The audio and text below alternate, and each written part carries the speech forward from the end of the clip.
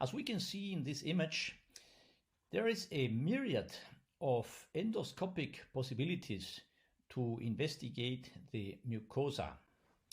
There is a white light imaging, chromoendoscopy, virtual chromoendoscopy, magnification, and nowadays we also have the possibilities of mega magnification with endocytology and confocal laser endoscopy. But we need to recall that the objectives of endoscopy are three. One, to reach a visual diagnosis.